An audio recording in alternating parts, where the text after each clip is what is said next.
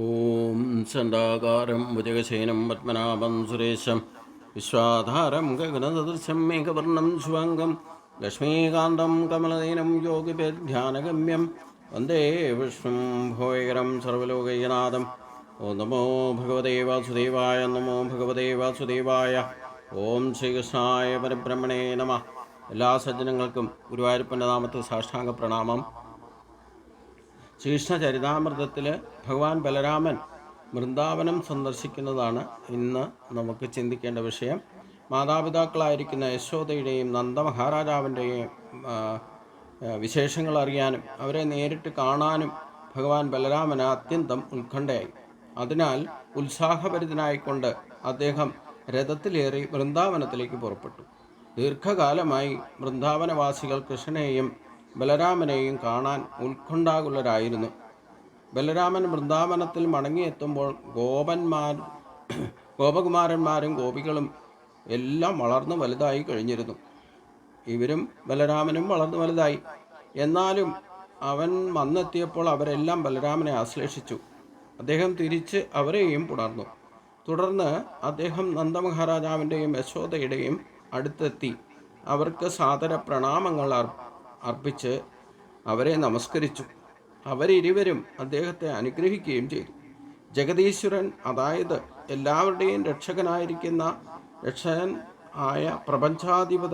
അധിപൻ എന്നാണ് അവർ അദ്ദേഹത്തെ സംബോധന ചെയ്തത്.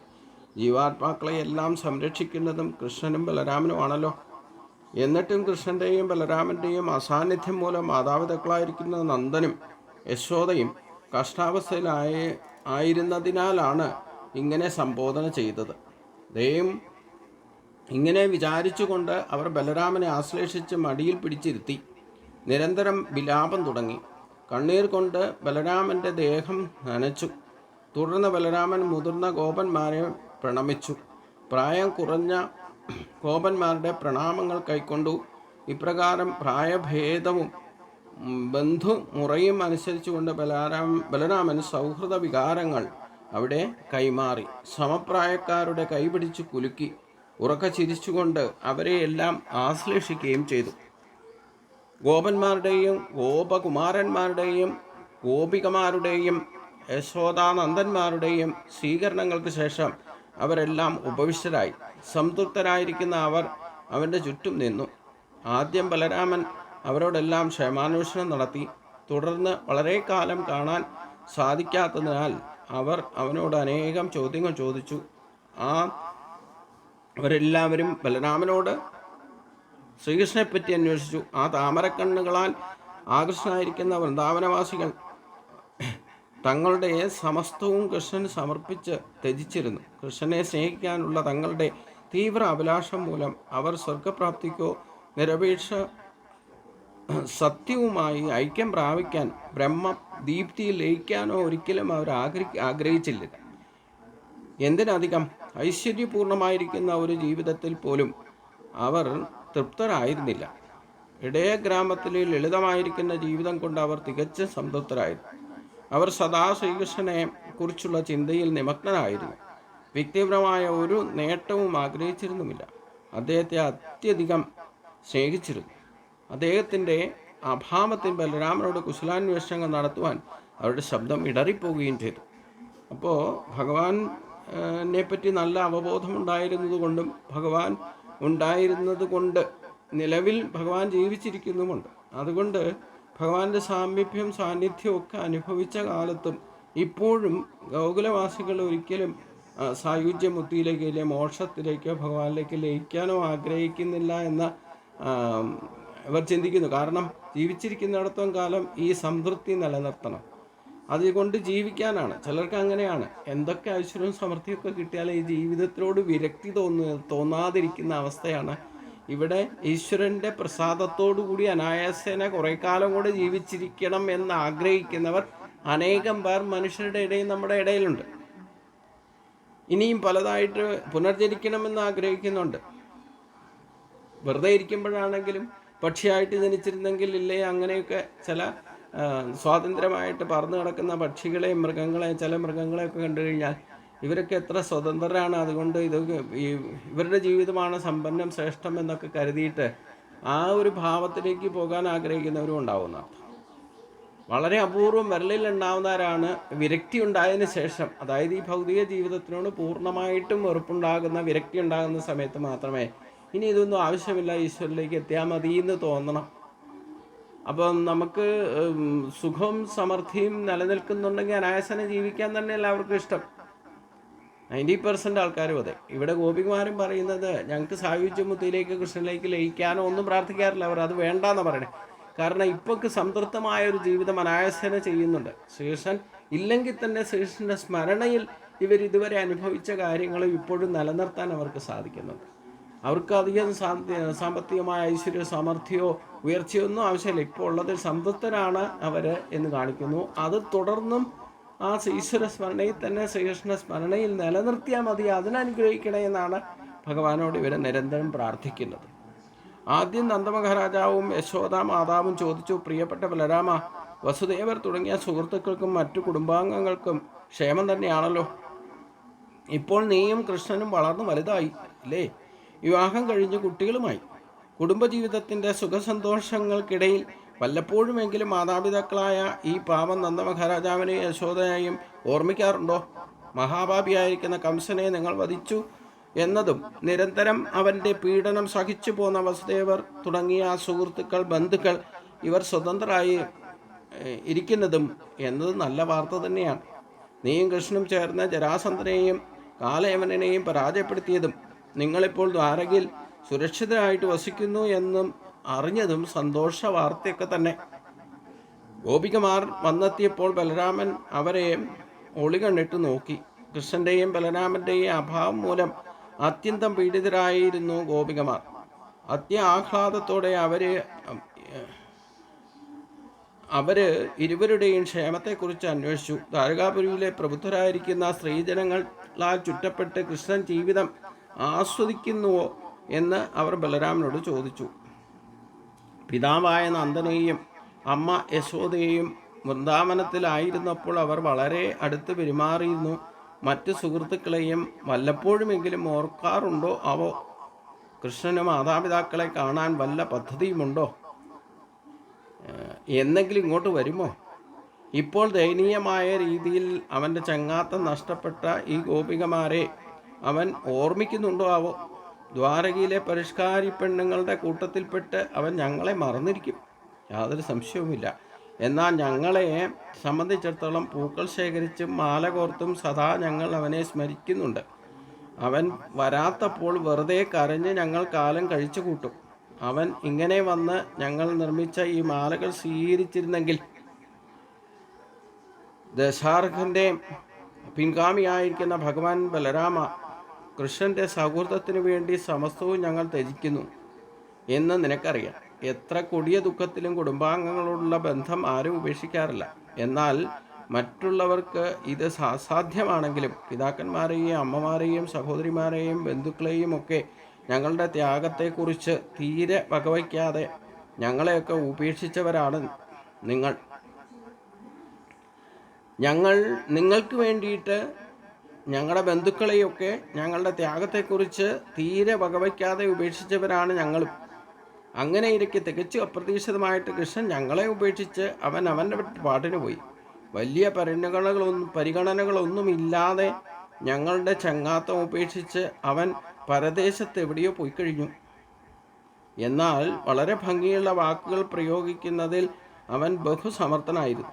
അവൻ പറഞ്ഞു, പ്രിയപ്പെട്ട ഗോപികമാരെ, വിഷമിക്കേണ്ട. നിങ്ങൾ നമുക്ക് തന്ന സേവനങ്ങൾക്കും പ്രതിഫലം തരാൻ നമുക്ക് അസാധ്യമാണ്. എന്തൊക്കെയായാലും ഞങ്ങൾ സ്ത്രീകളല്ലേ, അപ്പോൾ ഞങ്ങൾക്കെങ്ങനെ അവനെ അവിശ്വസിക്കാനാകും? അവൻ്റെ പഞ്ചാര വാക്കുകൾ ഞങ്ങളെ ചതിക്കാൻ വേണ്ടിയുള്ളതായിരുന്നു എന്ന് ഇപ്പോൾ ഞങ്ങൾക്ക് മനസ്സിലാകുന്നു. വൃന്ദാവനത്തിൽ കൃഷ്ണൻ്റെ അസാന്നിധ്യത്തിൽ പ്രതിഷേധിച്ചുകൊണ്ട് മറ്റൊരു ഗോപി പറഞ്ഞു, എൻ്റെ പ്രിയപ്പെട്ട ബലരാമ, ഞങ്ങൾ ഗ്രാമീണ കുമാരികളാണ്, സംശയമില്ല. അതിനാൽ കൃഷ്ണന് ഞങ്ങളെ ആ വിധത്തിൽ വഞ്ചിക്കാൻ കഴിഞ്ഞു. എന്നാൽ ദ്വാരകയിലെ വധൂജനങ്ങളുടെ കഥയോ? അവർ ഞങ്ങളെപ്പോലെ മഠൈകളാണെന്ന് കരുതണ്ട. ഗ്രാമീണ സ്ത്രീകളായിരിക്കുന്ന ഞങ്ങളെ വഴിതെറ്റിക്കാൻ കൃഷ്ണന്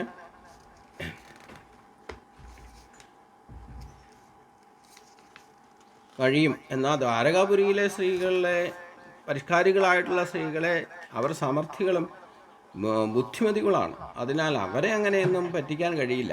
അതിനാൽ അവരെ വഴിതെറ്റിക്കാൻ കൃഷ്ണന് കഴിയുമോ എന്ന് ഞാൻ അത്ഭുതപ്പെടും. അവൻ്റെ വാക്കുകൾ വിശ്വസിക്കുമോ ആവോ?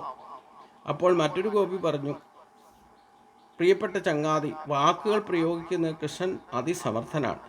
ആ കലയിൽ അവനോട് മത്സരിക്കാൻ മറ്റാർക്കും ആവില്ല.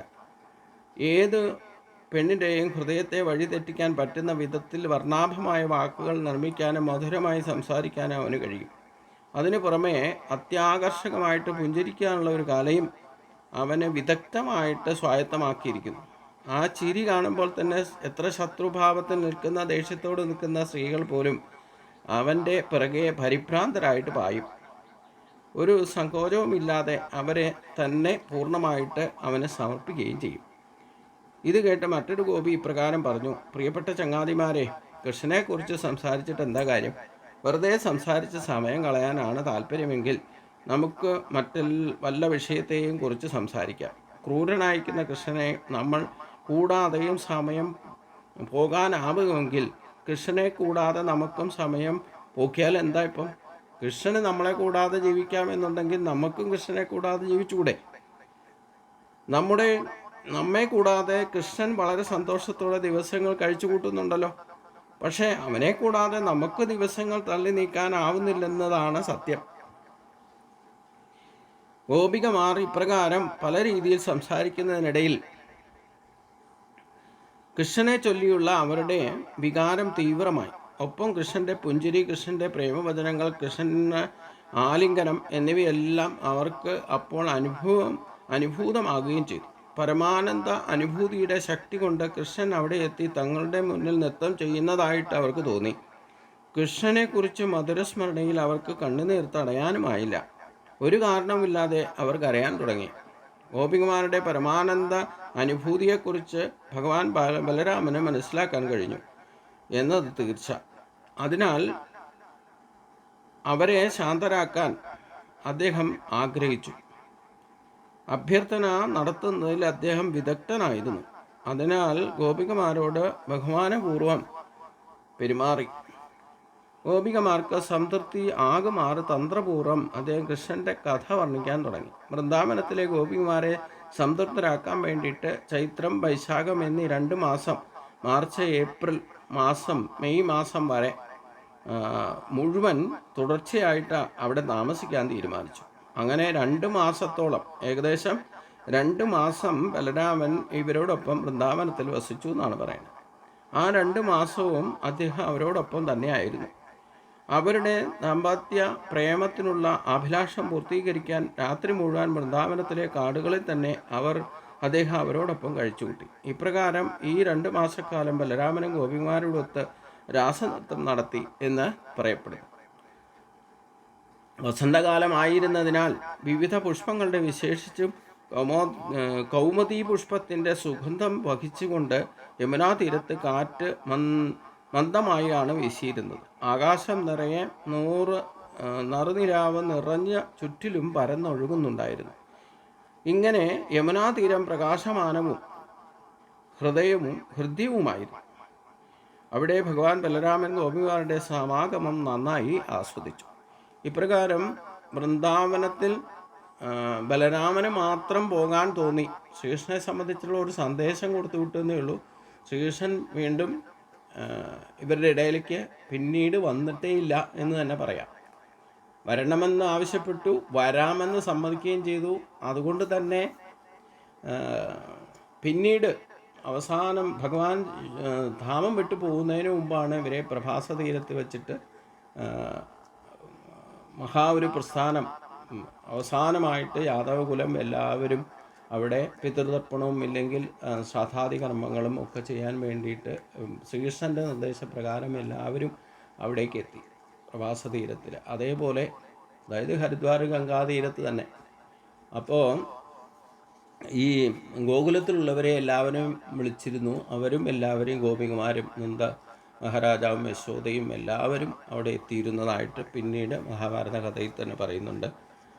പിന്നെ അതിനിടയിൽ ശ്രീകൃഷ്ണൻ ഒരിക്കലും വൃന്ദാവനത്തിലേക്ക് പോയിട്ടില്ല. പോകാമെന്നൊക്കെ പറഞ്ഞിരുന്നെങ്കിലും പക്ഷേ ഇവർ തന്നെ എന്നെന്നും ഓർമ്മിക്കത്തക്ക വിധത്തിൽ ശ്രീകൃഷ്ണൻ ജനിച്ച് ആ അടുത്ത ദിവസം തൊട്ട് എന്ന് പറഞ്ഞ പോലെ ഏകദേശം 11 വർഷക്കാലം 11 വയസ്സ് വരെ ഈ ഗോകുലവാസികൾക്കെല്ലാം ജീവിതകാലത്തിലേക്ക് അധികം ഭഗവാനെ പറ്റിയുള്ള സ്മരണ നിലനിർത്തുന്നതിന് ഉതകുന്നതായ അനുഭവങ്ങൾ ഇവർക്കുണ്ടാക്കി കൊടുത്തിട്ടുണ്ട്. അത് തന്നെ ധാരാളമാണ്. പിന്നെ ഇപ്പം എല്ലാ കാലത്തും ഭഗവാൻ എല്ലാവരുടെയും ഒപ്പം എല്ലാവരുടെയും ഉള്ളിൽ വസിക്കുന്നവനാണ്. അത് ഇല്ല, ആ ഒരു ആത്മബോധത്തിലേക്ക് എത്താത്തത് കൊണ്ടാണ് ഇവർക്കെല്ലാം ആവലാതികളും പരാതികളും ഒക്കെ ഇപ്പോൾ ബലരാമൻ്റെ അടുത്ത് ഇവരെല്ലാവരും ഓരോരുത്തർ പറയുന്നത്. അപ്പോൾ എന്നാലും അവിടെ ഭഗവാനെ നിത്യമായിട്ട് സ്മരിക്കാനുള്ള ഒരു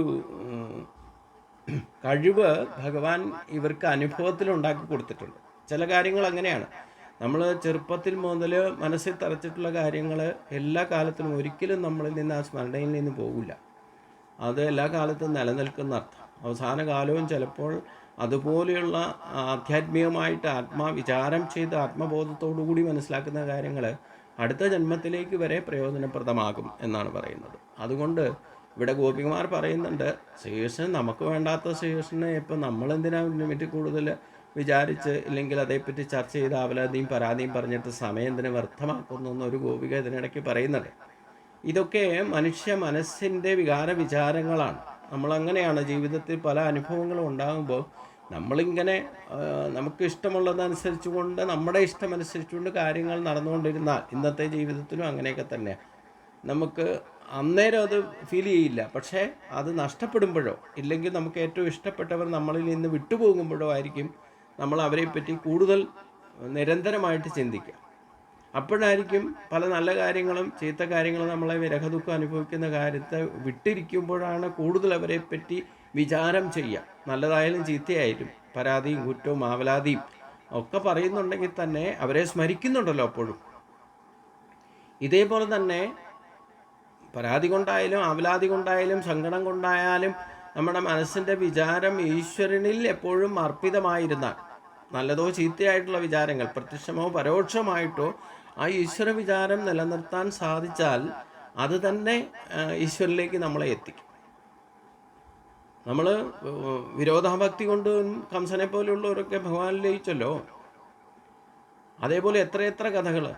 അപ്പോൾ ഇതിൽ നിന്നെല്ലാം നമ്മൾ മനസ്സിലാക്കേണ്ടത് ആത്യന്തികമായിട്ട് ഭഗവാനുമായിട്ട് ഉണ്ടായ അനുഭവങ്ങൾ പങ്കുവയ്ക്കുമ്പോഴും അത് കുറ്റം പറച്ചിലായിക്കോട്ടെ, ഭഗവാനെ പറ്റി പരാതി ആയിക്കോട്ടെ, വിരഹദുഃഖം അനുഭവിക്കുന്ന കരച്ചിലും പിഴിച്ചിലും ഒക്കെ ആയിക്കോട്ടെ, അപ്പോഴൊക്കെ യഥാർത്ഥത്തിൽ ഇവരൊക്കെ ഭഗവാനെ സ്മരിക്കുന്നുണ്ടെന്നുള്ളതാണ് യാഥാർത്ഥ്യം. അത് നിലനിർത്താൻ മതി എന്നും പറയുന്നുണ്ട്. അതായത് ഇവർക്ക് ഒരിക്കലും ഭഗവാനെ ലയിക്കണമെന്നോ അല്ലെങ്കിൽ ശാശ്വതമായ മുക്തിയിലേക്ക് പോകണമെന്നോ ഗോപിമാർക്ക് ആഗ്രഹമില്ല. കാരണം ഈ ഒരു അനുഭവത്തിൽ, ഈ അനുഭൂതിയിൽ സംതൃപ്തമായിട്ട് ഇപ്പം നയിക്കുന്ന ജീവിതം നയിച്ചാൽ മതി എന്നാണ് ഇവരുടെ സങ്കല്പം പോലും.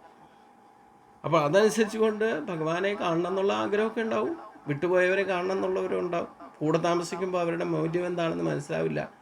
അവർ വിട്ടുപോകുമ്പോഴായിരിക്കും കൂടുതൽ, ഇല്ല അകന്ന് താമസിക്കുമ്പോഴായിരിക്കും. ഇപ്പം അച്ഛനമ്മമാർക്ക് പോലും മക്കൾ അടുത്തുള്ളപ്പം അത്രയും കാണണമെന്ന് തോന്നലൊന്നും ഉണ്ടാവില്ല. ആരായാലും വേണ്ടില്ല, നമ്മളെ ബന്ധുത്വം ദൃഢീകരിക്കുന്നത് അകന്ന് നിൽക്കുമ്പോഴാണ്. ശാശ്വതമായിട്ടുള്ള ആ ഓർമ്മയും നിലനിൽപ്പും ഒക്കെ നടക്കുന്നത് വിട്ടു നിൽക്കുമ്പോഴാണെന്നർത്ഥം. അതുകൊണ്ട് ഈ ബലരാമൻ്റെ സന്ദർശനം കൊണ്ട് ശ്രീകൃഷ്ണനെ പറ്റിയോ ഓർമ്മകൾ ഒന്നുകൂടെ ദൃഢപ്പെടുത്താൻ ഇവർ സാധിച്ചു. പിന്നെ ബലരാമനെയെങ്കിലും കാണാൻ സാധിച്ചല്ലോ. അവരോടൊപ്പം 2 മാസക്കാലം ഭഗവാൻ ബലരാമൻ അവിടെ കഴിച്ചുകൂട്ടി. അവർക്ക് എല്ലാവിധ സംതൃപ്തിയും നൽകിക്കൊണ്ട്, ആശ്വാസം നൽകിക്കൊണ്ട്, ശ്രീകൃഷ്ണൻ്റെ വാക്കുകളും ആശ്വാസകരമായിട്ട് ഉള്ള വിധത്തിൽ ഉള്ള വാക്കുകളെയും അവർക്ക് പറഞ്ഞു കൊടുത്തു, ഉപദേശങ്ങളും പറഞ്ഞു കൊടുത്തു, നിർദ്ദേശങ്ങളും പറഞ്ഞു കൊടുത്തു. അങ്ങനെ ഇത് ശ്രേഷ്ഠമായ ഒരു 2 മാസക്കാലം ഇവരോടൊപ്പം ബലരാമൻ കഴിച്ചുകൂട്ടി. ഇതിൻ്റെ ബാക്കി ഭാഗം നമുക്ക് അടുത്ത ദിവസം ചിന്തിക്കാം. എല്ലാവർക്കും നമസ്കാരം. ഓം ശാന്തി ശാന്തി ശാന്തി.